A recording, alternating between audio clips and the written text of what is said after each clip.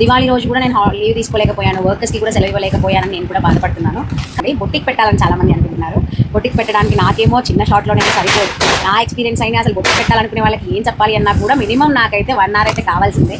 And second ఏం చెప్పాలి అనుకుంటున్నాను అంటే, కొత్త బట్టలు వేసుకుని నగలు దిగేసుకుని చక్కగా రెడీ అయితేనే అందరి ముందు మనము బాగున్నాము, మంచిగా రెడీ అయ్యామని అనుకుంటేనే పండగ అయితే కాదండి. ఏ పండగ అయినా ఎవరికైనా సరే మనం హ్యాపీగా ఉన్న ప్రతిరోజు పండగే, మనం సంతోషంగా ఉన్నామా ఆ రోజు పండగే.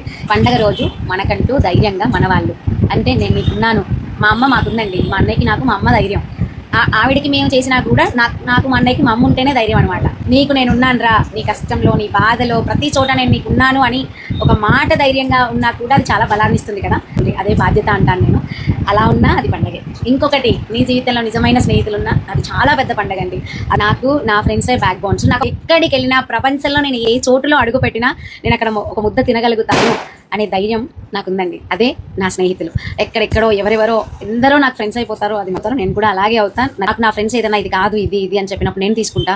నా ఫ్రెండ్స్ని ఎలాంటి వెల్ సెటిల్ అయినా ఎలాంటి వాళ్ళైనా మేము ఎంత తోపులని బయట ఎంతమంది దగ్గర ఉన్నా నేను ఏదైనా చెప్తున్నాను అంటే ఓకేరా అని తీసుకున్న వాళ్ళే తప్ప ఏంటి నువ్వు నాకు చెప్పేది అనేది మాత్రం ఎవరిలో చూడలేదు.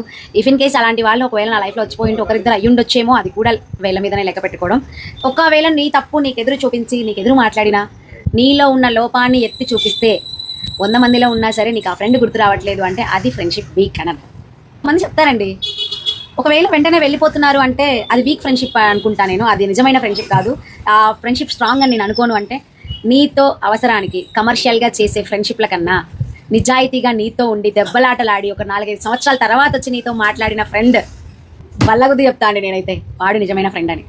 నీ అవసరం వాళ్ళకు ఉందని నీ చుట్టూ బెల్లం చుట్టూ ఈగలు తిరిగినట్టు తిరుగుతున్నారా, అది నిజమైన ఫ్రెండ్షిప్ అయితే కాదు. ఒక టైంలో నేనే అండి, ఇప్పుడు నాకు నా ఫ్రెండ్స్ తోడుగా ఉన్నారు. సడన్గా ఒక నెలలోనే నేను 1 million ఫాలోవర్ని అయిపోవచ్చేమో. అయిపోయిన తర్వాత నా ఫ్రెండ్స్ నేను మర్చిపోయాను అనుకో, నువ్వు ఎవరికీ తెలియనప్పుడు నిన్ను గుర్తుపెట్టుకొని నువ్వు నలుగురికి తెలిసాక నిన్ను పక్కకు పెట్టారంటే మాత్రం అది రియల్ ఫ్రెండ్షిప్ కాదు. అదండి వీక్ ఫ్రెండ్షిప్ అంటే. ఫ్రెండ్షిప్ గురించి మాట్లాడే రైట్స్ నాకున్నాయి అంటే అంత గొప్ప ఫ్రెండ్స్ నేను సాధించుకున్నానండి. అంత గొప్ప ఫ్రెండ్స్ నాకున్నారు.